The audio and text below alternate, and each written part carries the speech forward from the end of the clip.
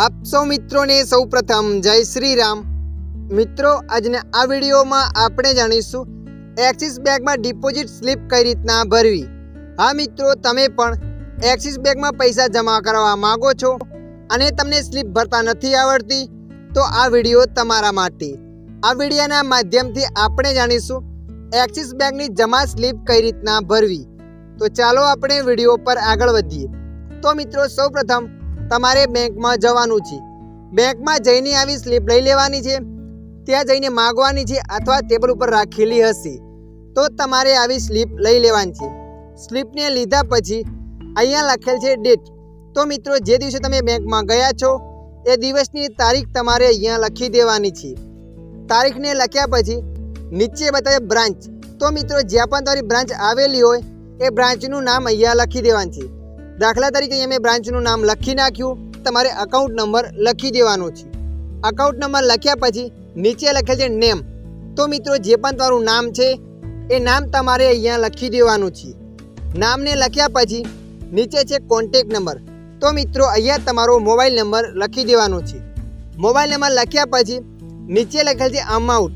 તો મિત્રો જે પણ પૈસા જમા કરવા ગયા છો એ પૈસાની રકમ તમારે અહીંયા લખી દેવાની છે। પૈસાની રકમ લખ્યા પછી નીચે લખેલ છે રૂપીસ। તો મિત્રો જે પણ તમે પૈસા જમા કરવા ગયા છો એ પૈસા તમારે અહીંયા શબ્દોમાં લખી દેવાના છે। અહીંયા શબ્દોમાં પૈસા લખ્યા પછી બાજુમાં રીતના ખાનું બતાવશે। તમે જોઈ શકો છો અહીંયા લખેલ છે પાન કાર્ડ નંબર। જુઓ મિત્રો, તમે 50,000 કે 50,000થી વધારે રકમ જમા કરવા ગયા છો તો તમારે અહીંયા પાન કાર્ડ નંબર લખી દેવાનો છે। 50,000થી અંદર રકમ હોય તો પાન કાર્ડ નંબર લખવાની કોઈ જરૂર નથી। એના પછી નીચે લખેલ છે ખાનામાં 2,000, 500, 200, 100, 50, 20, 10, 5। તો મિત્રો જે પણ તમારી પાસે નોટ હોય એ નોટ ગણતરી કરી લેવાની છે અને નોટની આગળ તમારે અહીંયા જે નોટ હોય નોટ અહીંયા લખી દેવાની છે।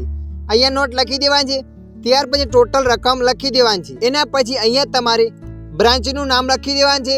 બ્રાન્ચનું નામ લખ્યા પછી અહીંયા ડેટ લખી દેવાની છે।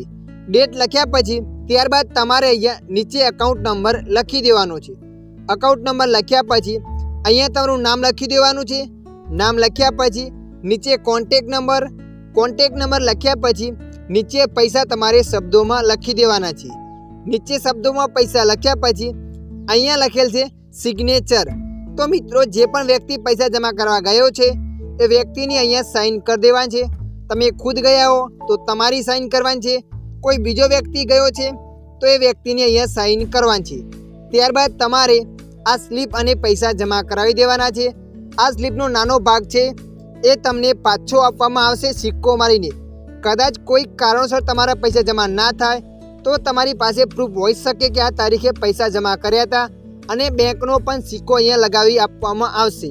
પૈસા જમા થયા બાદ તમારે આ સ્લીપને ઘરે લઈને જવાની છે। તો મિત્રો આશા રાખું છું આ વિડીયો તમને પસંદ આવ્યો હશે।